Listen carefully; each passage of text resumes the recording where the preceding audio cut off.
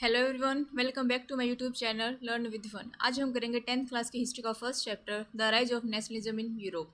आज का जो हमारा टॉपिक है वो है हंगर, हार्डशिप एंड रिवोल्ट्स। 1830 में यूरोप में लोगों की इकोनॉमिक कंडीशन बहुत ही ख़राब हो जाती है क्योंकि यूरोप की पॉपुलेशन बहुत ज़्यादा बढ़ जाती है और इसके कारण यूरोप में अनएम्प्लॉयमेंट आ जाती है, यानी कि लोगों के पास कोई भी काम नहीं था करने के लिए। इसलिए जो लोग गाँव में रहते थे वो लोग शहरों में आने लगे कि उनको शहरों में काम मिल सके, जिसके कारण शहरों में भी बहुत ज़्यादा भीड़ हो जाती है और वहाँ पर स्लम्स क्रिएट हो जाते हैं, जिसके कारण शहरों के हालात भी ख़राब हो जाते हैं।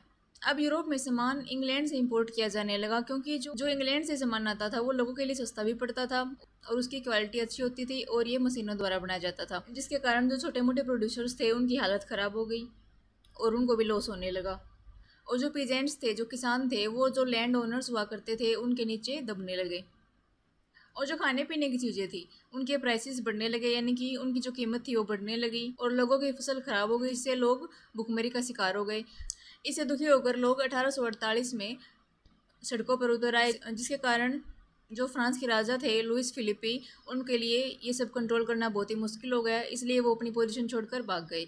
अब फ्रांस को चलाने के लिए एक असेंबली बनाई गई जिसका नाम था नेशनल असेंबली, और फ्रांस को एक नेशन स्टेट का दर्जा दे दिया जाता है। और इस असेंबली ने जितने भी 21 साल से ऊपर के जो आदमी थे उनको वोटिंग राइट दे दिया, बल्कि महिलाओं को कोई भी वोटिंग राइट नहीं दिया गया। और फ्रांस के लोगों को काम का अधिकार दिया गया, कारण जो फ्रांस में अनएम्प्लॉयमेंट फैली हुई थी वो धीरे धीरे कम होने लगी। इसके बाद 1845 में एक रिवोल्ट होता है जिसका नाम है सिलेशिया रिवोल्ट। सिलेशिया कहाँ है? यह जर्मनी में है। यह रिवोल्ट क्यों होता है? कुछ वीवर्स होते हैं जो अपने कॉन्ट्रैक्टर के खिलाफ ये रिवोल्ट करते हैं। क्यों? क्योंकि जो कॉन्ट्रैक्टर था उन्होंने उनकी पेमेंट को कम कर दिया था, जिसके कारण जो रिव्यूवर्स थे वो नाराज़ होकर इनके खिलाफ रिवोल्ट कर देते हैं। लेकिन जो कॉन्ट्रैक्टर था वो डर के मारे आर्मी के पास चला जाता है, जिसके कारण जो वीवर्स थे और जो आर्मी थी उनके बीच एक फ़ाइट होती है जिसमें 11 वीवर्स की मौत हो जाती है और जो रिवोल्यूशन था उसको यहीं पर सेप्रेस कर दिया जाता है। ये था सिलेशिया रिवोल्ट। ये कब हुआ? 1845 में। चलिए हमारा नेक्स्ट टॉपिक देखते हैं। हमारा नेक्स्ट टॉपिक है द रिवोल्यूशन ऑफ लिबरल्स। अब देखो, सभी लोग रिवोल्यूशन कर रहे हैं, सभी लोग रिवोल्ट कर रहे हैं, तो जो मिडिल क्लास लोग थे वो कैसे चुपचाप बैठ सकते थे? उन्होंने भी एक रिवोल्यूशन किया। क्यों रिवोल्यूशन कर रहे थे? ये क्या चाह रहे थे? ये एक नेशन स्टेट बनाना चाहते थे। और जो उनकी दूसरी डिमांड थी वो थी पार्लियामेंट्री प्रिंसिपल्स की। इसका क्या मतलब होता है? ये चाहते थे कि लोगों के पास एक कॉन्स्टिट्यूशन हो, उनको अपनी टीम और एसोसिएशन बनाने का अधिकार हो और उनको फ्रीडम ऑफ प्रेस दी जाए, यानी कि उनको छापने की फ्रीडम दी जाए। हमने पीछे पढ़ा था ना कि उन्होंने क्या कर दिया था, सेंसरशिप लगा दी थी, वो अपनी मर्जी से कुछ भी नहीं छाप सकते थे, तो इन्होंने क्या किया, यहाँ पर फ्रीडम ऑफ प्रेस मांग लिया। और जो जर्मन रीजन के मिडिल क्लास लोग थे वो एक असेंबली बनाते हैं जिसका नाम था ऑल जनरल नेशनल असेंबली। इस असेंबली में 831 मेंबर चुने जाते हैं थ्रू वोटिंग करके। 831 मेंबर को चुना जाता है और ये जो 831 मेंबर थे ये 18 मई 1848 को फ्रैंकफर्ट में सेंट पॉल नाम के चर्च में मिलते हैं। ये फ्रैंकफर्ट कहाँ है? ये फ्रैंकफर्ट जर्मनी की एक सिटी है। इसको आप फ्रैंकफर्ट पार्लियामेंट भी बोल सकते हैं, क्योंकि जर्मनी में कोई भी पार्लियामेंट नहीं था तो इन्होंने इस चर्च को ही पार्लियामेंट बना दिया।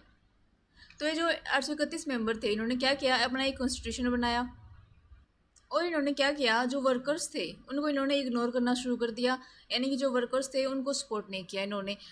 तो वर्कर्स ने गुस्सा होकर मिडिल क्लास को सपोर्ट करना बंद कर दिया, इसके कारण जो मिडिल क्लास लोग थे वो कमज़ोर पड़ने लगे और ये अपना कॉन्स्टिट्यूशन लेकर प्रूशिया के राजा फ्रेडरिक विलियम के पास जाते हैं। अब देखो, सोचने की बात है कि ये प्रूशिया के राजा के पास क्यों गए, क्योंकि उस टाइम पर हमने पढ़ा ना कि जर्मन रीजन्स हुआ करते थे। उस टाइम पर जर्मनी कोई भी कंट्री नहीं थी, उस टाइम पर जर्मनी नेशन स्टेट नहीं था। तो ये किसके पास जाते हैं? प्रूशिया के राजा के पास जाते हैं। अब देखो, कोई भी राजा क्यों चाहेगा कि उसकी पावर कम हो, कॉन्स्टिट्यूशन लागू हो? इसलिए फ्रेडरिक विलियम ने क्या किया, अपनी आर्मी भेजी और जो मिडिल क्लास लोग थे ना उनकी मरम्मत करवा दी और इस मूवमेंट को यहीं पे ख़त्म कर दिया गया। जो मिडिल क्लास लोग थे इनकी सबसे बड़ी कमी क्या थी, इन्होंने वर्कर्स को सपोर्ट नहीं किया, जिसके कारण ये इस मूवमेंट में फेल हो जाते हैं। अब देखो, जो मोनार्क्स थे, जो राजा महाराजा थे, उनको इतना तो पता लग गया था कि हम कब तक इस मिडिल क्लास लोगों को रोकेंगे, कभी ना कभी तो हमसे जीते जाएंगे। तो इन्होंने इन लोगों को शांत करने के लिए क्या किया, हम्सबर्ग और रशिया में, देखो जो ये वाला रीजन है ना, ये है हम्सबर्ग अम्पायर और ये वाला है रशियन अम्पायर। तो इन्होंने क्या किया, यहाँ पर जो दास प्रथा थी, सर्वफ्रीडम का मतलब होता है दास प्रथा, उसको ख़त्म कर दिया। और जो हंगरी था उसको ऑटोनॉमी दे दी गई। ऑटोनॉमी का मतलब होता है स्वयं का शासन, यानी कि अब वो अपने आप राज करेंगे। आज के लिए बस इतना ही, मिलते हैं नेक्स्ट वीडियो में। अगर आपको ये वीडियो अच्छी लगी हो तो इस वीडियो को लाइक, शेयर एंड सब्सक्राइब करें। Bye bye.